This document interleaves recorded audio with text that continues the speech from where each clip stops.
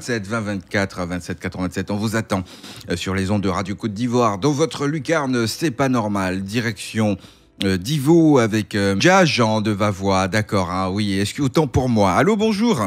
Oui, bonjour monsieur. Bienvenue sur Radio Côte d'Ivoire. Oui, merci. Bonjour toute la Côte d'Ivoire. Ah d'accord, bienvenue. Vous êtes le tout premier qu'on prendra ce matin. Vous nous parlez d'un problème de route. Oui, je vous parle de route entre Vavois-Pélésie. Le tronçon fait 45 km. D'accord. Le pont est coupé depuis l'année passée, en septembre 2021. Et personne ne vient voir comment ça se passe et personne ne vient faire une analyse. Donc, sur ça, je parle. Bientôt la saison des pluies. Mais comment faire pour évacuer nos produits sur la ville?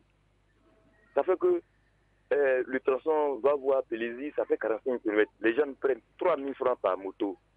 Ça, c'est pas normal. Donc, je fais un appel au conseil régional de venir voir ces cas-là. Parce que vraiment, nous, on souffre. Ça fait que nos produits ne sont pas cités et tout est devenu cher à Pélésie. Même huile simplement, on ne peut pas acheter. Vraiment, là, c'est mon cri de cœur. Donc, j'ai dit l'intention aux autorités compétentes de venir nous en aide. Aussi, le gouvernement de venir voir ce problème-là. D'accord. Sur la Lobo, ça fait presque 1 an. Et vraiment, on a problème, on a l'habitude de se rendre en ville. Avec un 45 km, on nous prenne 3 000 francs. Vraiment, c'est dur, c'est compliqué. Merci beaucoup de nous appeler. Ouais. On espère que votre appel va pouvoir faire avancer les choses. On se rend compte que ce problème est difficile pour vous. Oui, très difficile pour nous. D'accord, merci. Parce que nos produits ne sont pas bien achetés. Et ce qui vient de la ville, c'est très cher, on ne peut pas acheter aussi. D'accord. C'est compliqué pour nous. D'accord, merci Monsieur Djajan de nous avoir appelé. Il faut que j'aime mes lunettes. Merci Valentin. Et on poursuit sur Radio Côte d'Ivoire. C'est pas normal aujourd'hui avec Monsieur Taillero Nicolas. Allô, bonjour. Oui, bonjour, cher ami Franck Olivier. Bienvenue sur Radio Côte d'Ivoire. Oh, oui, bon, je vous appelle de Crézoukoué, c'est du côté de Divo. D'accord. Oui, la nouvelle est très bonne ce matin. Le processus d'électrification des villages initié par le chef de l'État est en marche dans notre circonscription administrative. Ah ben disons merci alors. Oh oui, donc notre circonscription administrative, c'est la sous-préfecture de Nebo dans le canton Abouri dans le département de Divo. Après la mise sous tension du village de Soubrédidier, de Kazo, d'Akabia, le 19 février passé, c'était aussi la mise sous tension électrique du village d'Adjédidier. Adjédidier a vu son village être électrifié et aussi ceux en présence de la direction de Côte d'Ivoire Énergie qui est venu vraiment électrifier ce village d'Adjédidier. En présence de toute la population et le chef a profité de l'occasion pour monter au créneau et puis dire merci au chef de l'État, merci au ministre de l'équipement et de l'entretien routier, le maire de Divo, Amédée Kofi Kwaku. Dire merci à madame le sous-préfet de notre circonscription et puis dire merci vraiment à l'État de Côte d'Ivoire de manière générale.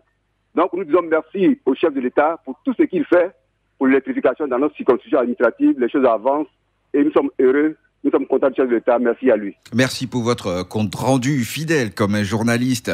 Et nous, ça nous réjouit quand nous sommes un canal pour véhiculer ces messages qui font venir le développement chez vous. Merci à Monsieur Taillero Nicolas. Alors, qui nous dit que c'est normal aujourd'hui. On part à Sakassou avec Monsieur Conan Frédéric. Allô, bonjour. Oui, bonjour Monsieur Franck. Alors, dites-nous, qu'est-ce qui se passe avec l'eau à Sakassou? Oui, mon village est à Sandré.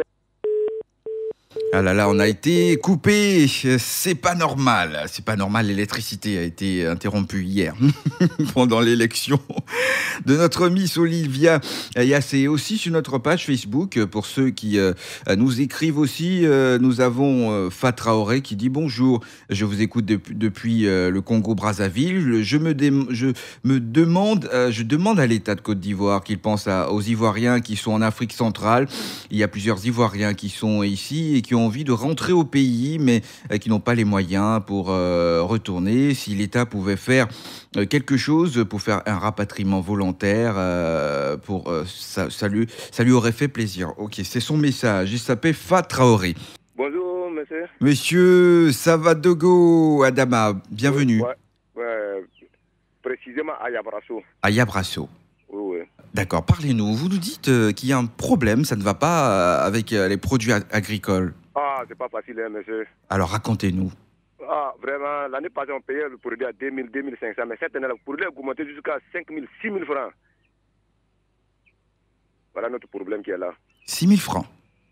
Et pourquoi c'est monté jusqu'à 6 000? Ah, bon, vrai, là, on ne connaît pas ces situations-là. Nous sommes les débrouillards, on veut débrouiller dans ça, mais vrai, là, pour dire là, pardonnez, vous n'avez qu'à demander aux autorités, vous n'avez qu'à augmenter, vous n'avez qu'à regarder le prix un peu pour nous, pardon.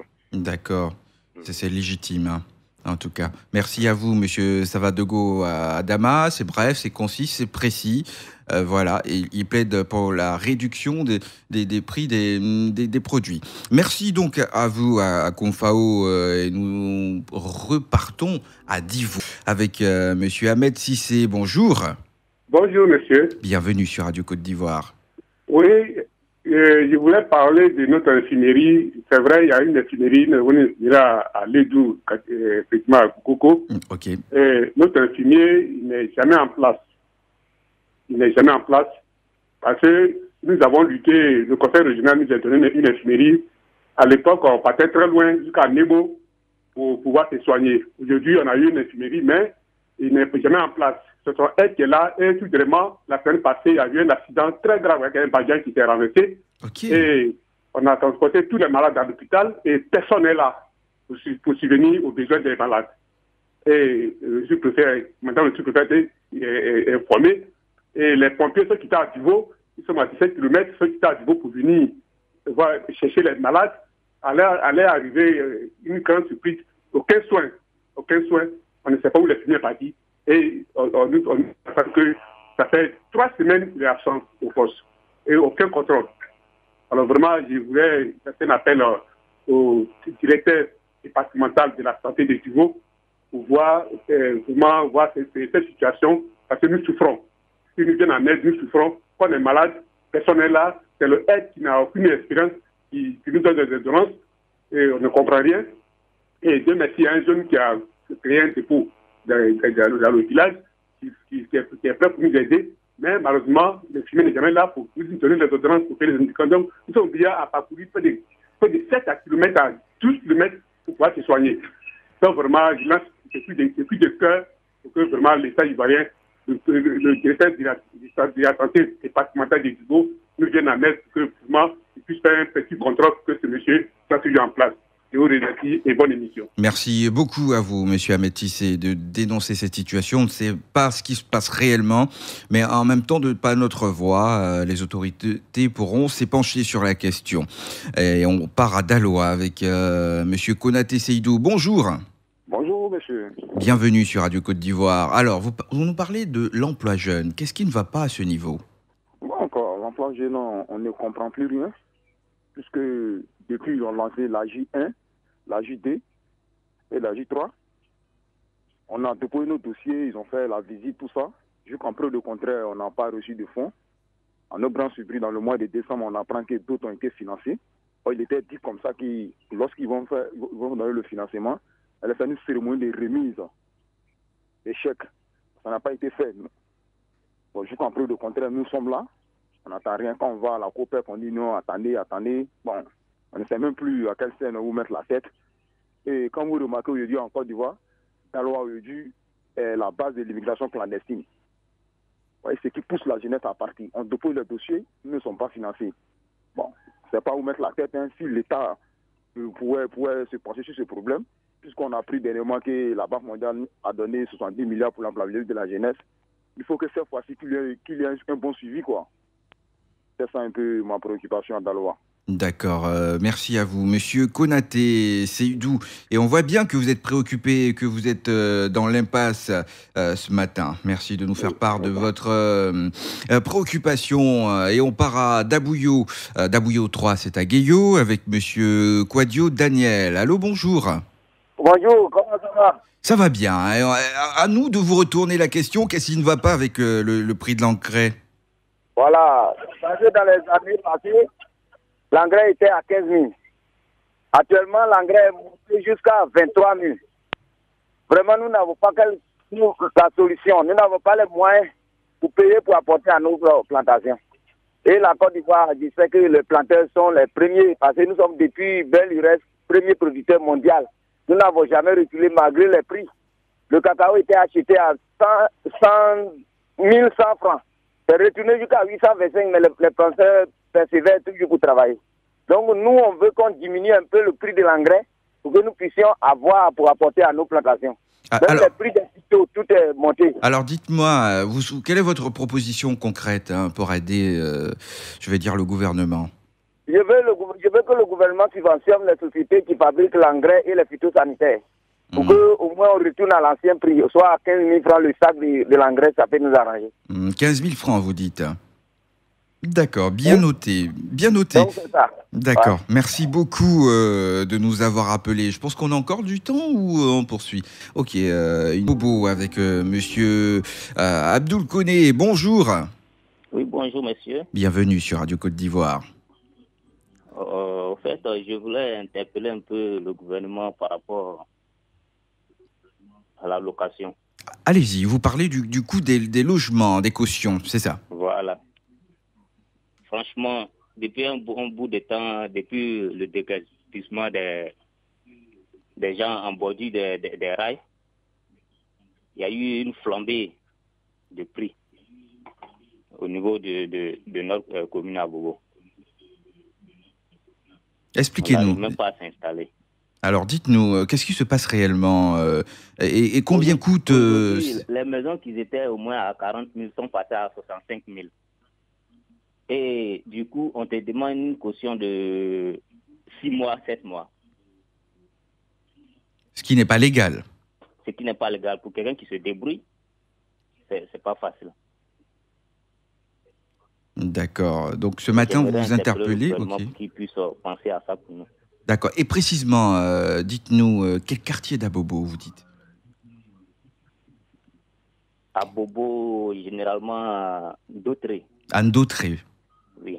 D'accord. À Bobo Ndautré, vous nous parlez de la flambée des prix au niveau des cautions et vous nous dites qu'on vous impose de payer 6 mois de caution, Oui. alors que l'État a autorisé 2 mois de caution, 2 mois d'avance. C'est pas respecté.